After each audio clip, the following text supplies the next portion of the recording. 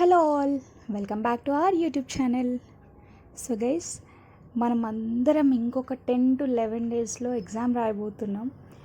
Group 1 prelims already 2 times cancel అయిపోయిన తర్వాత ఇప్పుడు థర్డ్ టైం మనం రాస్తున్నాము. మనతో పాటుగా కొత్తగా రీసెంట్గా అప్లై చేసిన వాళ్ళు చాలామంది ఉన్నారు, అంటే ఫస్ట్ టైం రాస్తున్న వాళ్ళు.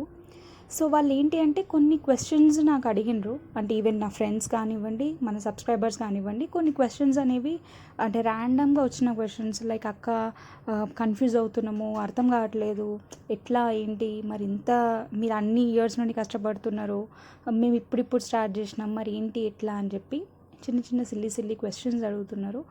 బట్ ప్రతి ఒక్కరికి ఉండే న్యాచురల్ థింగ్స్ అవి, ఎందుకంటే ప్రతి ఒక్కరికి భయం ఉంటుంది. ఈవెన్ మనం ఫస్ట్ టైం రాసినప్పుడు కూడా ఇటువంటి డౌట్స్ నుండే బయటకు వచ్చినాం. సో ఏంటి అని అంటే వాళ్ళకి పాపం ఆ భయం పోగొట్టడానికి ఇంకా టైం ఉంది కదా, అంటే మనము టైం వేస్ట్ చేయకుండా వాళ్ళకు కూడా కొంచెంలో అంటే కొంచెమన్నా హెల్ప్ అవుతుంది, మన వల్ల వాళ్ళకి యూజ్ అవుతుంది అని చెప్పి అనిపించి వాళ్ళ క్వశ్చన్స్ని ఇట్లా వీడియోలాగా చేస్తే వాళ్ళకు కూడా ఒక క్లారిటీ వస్తుంది అండ్ కాన్ఫిడెన్స్ బిల్డ్ అవుతుంది, అందుకని చెప్పి చేస్తున్నా. సో యాక్చువల్లీ కొన్ని క్వశ్చన్స్ అడిగినారు అనమాట. ఈవెన్ నా ఫ్రెండ్స్ కూడా ఇప్పుడు రాస్తున్న వాళ్ళు అడిగినారు అనమాట. దాంట్లో ఏంటి అంటే ఫస్ట్ క్వశ్చన్ వచ్చి, కరెంట్ అఫైర్స్ ఒక్కటి స్ట్రాంగ్గా ఉంటే ప్రిలిమ్స్ క్వాలిఫై అవ్వచ్చా మరి ఈ టైంలో? ఎందుకంటే మేము ఆల్మోస్ట్ జనవరి ఫిబ్రవరిలో మనకి నోటిఫికేషన్ వచ్చింది కదా, అప్పటి నుండి స్టార్ట్ చేసినా కూడా కరెంట్ అఫైర్స్ పైన నాకు బాగా గ్రిప్ ఉంది. మరి అదొక్కటి నేను గట్టిగా చదివి మిగతా స్టాటిక్ పోర్షన్స్ ఏవైతే ఉన్నాయో సబ్జెక్ట్స్ దాంట్లో కొంచెం వీక్ ఉన్నా పర్లేదా అని చెప్పి ఒక క్వశ్చన్ వచ్చింది. సో నేను దీనికి పర్సనల్గా చెప్పాల్సింది అంటే ఏం చెప్పాలనుకుంటున్నా అంటే, మేబీ 30 to 40 క్వశ్చన్స్ రావచ్చు, 35 రావచ్చు, 20 to 25 రావచ్చు. మనం ఏది ప్రిడిక్ట్ చేయలేము.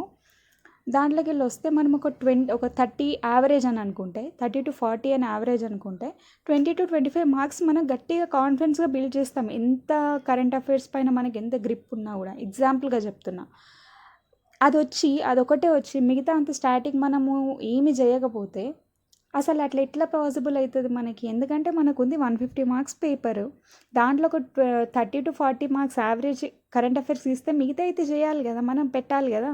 కాంపిటీషన్ హెవీగా ఉంది కాబట్టి ఈసారి ఇంకా గట్టిగానే ఉంటుంది. కట్ ఆఫ్ అనేది మంచి ఉంటుంది. మనం ఎప్పుడు ప్రిడిక్ట్ చేయలేం కదా. లాస్ట్ టైము 60 వచ్చి 70 వచ్చి అంటే కేటగిరీ వైజ్ ఎవరైతే డివైడ్ అయ్యి ఉంటారో క్యాస్ట్ కేటగిరీ ఉన్న వాళ్ళు 65 వచ్చినా కూడా ఓకే మనం చేయొచ్చు, రాయొచ్చు, మీన్స్కి మనం ఎలిజిబుల్ అవుతామేమన్న కాన్ఫిడెన్స్ ఉండే. కానీ ఇప్పుడు అట్లా ఉండదు మన పరిస్థితి. గ్రూప్ 4లో మనం ఆల్రెడీ చూస్తున్నాం. అదే గ్రూప్ 4 రిజల్ట్స్ అవి జిఆర్ఎల్ లిస్ట్ పెట్టినప్పుడు మన పంచాయతీ ఎట్లుండే, కంప్లీట్గా ఎక్కడో పోయింది. అంటే పాయింట్ పాయింట్ మార్క్స్తోని మిల్లీ మార్క్స్తోని పోయినాయి, ర్యాంకులు ఎటేటో పోయినాయి కదా. సో మనం ప్రెడిక్ట్ చేయలేము. అండ్ నా పర్సనల్ పాయింట్ ఏంటి అంటే, కరెంట్ అఫైర్స్ ఒక్కటి గ్రిప్ ఉంటే ప్రిలిమ్స్ క్వాలిఫై అవ్వచ్చా అంటే నా ఆన్సర్ అయితే నో అని నేను అంటున్నా. కొంచెమన్నా స్టాటిక్ పోర్షన్ ఉండాలి. బేసిక్ హిస్టరీ కానీ, బేసిక్ పాలిటీ కానివ్వండి, ఎకానమీ, జాగ్రఫీ, ఈ చిన్న చిన్న తెలంగాణ సబ్జెక్ట్స్ ఇవి మినిమం బేసిక్ అయితే ఖచ్చితంగా ఉండాలి. సో ఈ కరెంట్ అఫైర్స్ ఒక్కటే ఉంటే సరిపోతుంది అని అంటే మాత్రం నో అండి, ఆన్సర్ అయితే నో.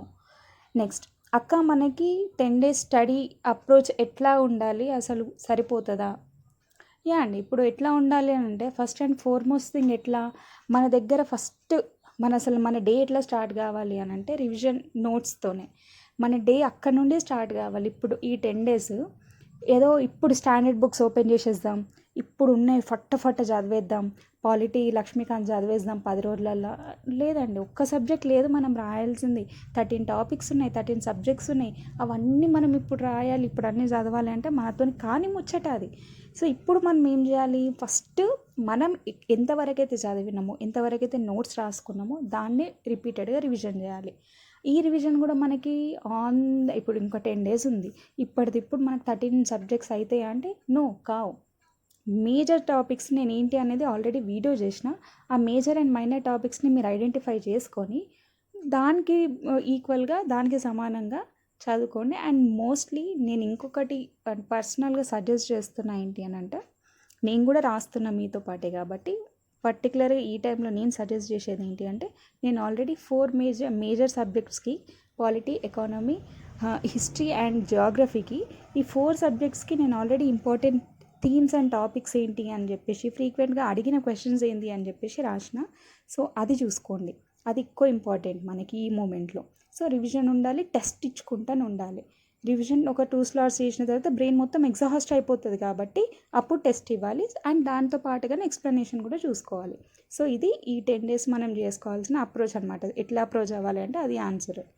నెక్స్ట్, లాస్ట్ 2 times జరిగిన ఎగ్జామ్ ప్యాటర్న్లోనే లాగానే సబ్జెక్ట్ వెయిటేజ్ ఉండొచ్చా అక్క అంటే, లేదండి, మనం అది ప్రిడిక్ట్ చేయలేము. లైక్ ఇప్పుడు లాస్ట్ టైం మనకి తెలంగాణ కానివ్వండి, సెంట్రల్ కానీ స్కీమ్స్ ఎక్కువ వచ్చినాయి ఫస్ట్ ఎగ్జామ్ అప్పుడు. సెకండ్ ఎగ్జామ్ అప్పుడు అంతగానం లేవు. ఇప్పుడు వస్తాయా లేవని చెప్పలేము. కాకపోతే మన చదవడం మనం చదవాల్సిందే. సో అట్లా ఉన్నది ఇది వస్తుంది, ఇది లేదు, ఇది ఉంటుంది, ఇది ఉండదు అని చెప్పేసి మనం చెప్పలేము. వెయిటేజ్ అనేది చేంజ్ అవ్వచ్చు. హిస్టరీకి ఎక్కువ మార్క్స్ రావచ్చు, పాలిటీకి తక్కువ రావచ్చు, పాలిటీకి ఎక్కువ రావచ్చు, జాగ్రఫీకి తక్కువ రావచ్చు, అట్లా ఉంటుంది. సో మనం దాన్ని సబ్జెక్ట్ వెయిటేజ్ లాస్ట్ టైంకి దీనికి కంపేర్ చేసుకోలేము. కాకపోతే ఈక్వల్గా చదువుకోవాలన్నమాట. నెక్స్ట్, అక్క టెస్ట్ సిరీస్ నేను ఇప్పటి వరకు తీసుకోలేదు, జస్ట్ చదువుతూ వెళ్తున్నా. ఇప్పుడు తీసుకొని ప్రిపరేషన్ ప్రొసీడ్ అవ్వచ్చు అంటే డెఫినెట్లీ అండి, తీసుకోండి. అది మార్కెట్లో ఏదన్నా అవైలబుల్ ఉండనివ్వండి, తీసుకోండి. లేదు మనకి ఫ్రీగా కావాలి అంటే మన టెలిగ్రామ్ ఛానల్లో కూడా చాలామంది పాపం మంచి ఆస్పిరెంట్స్ ఉన్నారండి, సపోర్టివ్ ఆస్పిరెంట్స్ ఉన్నారు మన టెలిగ్రామ్ ఛానల్లో. ఎక్కడి నుండన్నా డాటా మనకి ప్రొవైడ్ చేస్తున్నారు, మెటీరియల్స్ ప్రొవైడ్ చేస్తున్నారు. సో ఈ అకేషన్గా నేను వాళ్ళందరికీ థ్యాంక్స్ చెప్తున్నా. సో మీకు అక్కడ టెస్ట్ సిరీస్తో పాటు ఎగ్జామ్ పేపర్స్తో పాటు ఎక్స్ప్లెనేషన్ కూడా ఉంటుంది. అది మనం ఒకసారి చూసుకుంటే చాలా అంటే చాలా యూటిలైజ్ చేసుకోవచ్చు. మనం ఉన్నదాన్ని యూటిలైజ్ చేసుకోవడం నేర్చుకోవాలి.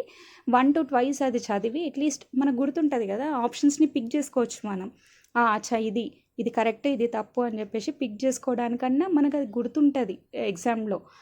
సో అట్లా మనం డైలీ అట్లీస్ట్ ఇప్పటి నుండి ఈ 10 days అన్నా మంచిగా 10 టెస్టులు రాసేసి మంచిగా దానిపైన ఎక్కువ ఫోకస్ చేస్తే ట్రై చేయొచ్చండి. ట్రై చేయడంలో తప్పేముందండి, వస్తుందా లేదా అనే తర్వాత సంగతి.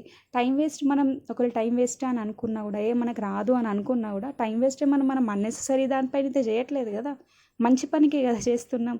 లేదు నాకు 1 రాదు అనుకుంటే 2కి ట్రై చేయొచ్చు. లేదు నేను 2కి అప్లై చేయలేదంటే ఫర్దర్ ఎగ్జామ్స్కి కూడా యూటిలైజ్ అవుతుంది కదండి. నా నాలెడ్జ్ వేస్ట్ అయితే కాదు కదా. రైట్. లాస్ట్, అక్క ఎంత చదివినా కూడా కాన్ఫిడెన్స్ అనేది వస్తలేదు, భయం అనిపిస్తుంది. నథింగ్ వరీస్ అండి, నథింగ్ వరీస్. ఇది ప్రతి ఒక్కరికి జరిగే సినారియో. నాకు కూడా ఇంతే అయింది, నేను కూడా ఇంతే ఉన్నా. ప్రతి ఒక్కరికి అయ్యే ముచ్చట్ని. మన వల్ల కాదు, మన వల్ల కాకున్నా, నచ్చినా నచ్చకున్నా, ఎంత బద్ధకమైనా, ఏమైనా, ఎంత భయం ఉన్నా ఈ 10 days అంతా మర్చిపోవాలా, అంతే. నేను కూడా మీలాంటి ఆస్పిరెంట్నే. నాకు కూడా పైన అడిగిన డౌట్స్ అన్నీ ఇంకా వందలు ఉంటుండే. అవన్నిటిని ఓవర్కమ్ చేసుకుంటాం. ప్రతి ఒక్కరికి అవుతుంది అది, భయపడకండి.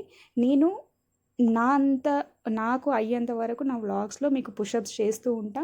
చదువుకుందాం, అందరం కలిసి చదువుకుందాం, కష్టపడదాం. రిజల్ట్ ఏదైనా కానివ్వండి, మనం మంచి పని చేస్తున్నప్పుడు కాన్ఫిడెన్స్ ఉంచుకోవాలి. హార్డ్ వర్క్, పేషెన్స్ ఇవన్నీ మనకి ఇంపార్టెంట్. ధైర్యం, కాన్ఫిడెన్స్ని అస్సలు పోగొట్టుకోవద్దు. And yeah, I wish you all the very best. So guys, that's it for today. I hope you like the video. Please do like, share, comment and subscribe to my channel. Thank you.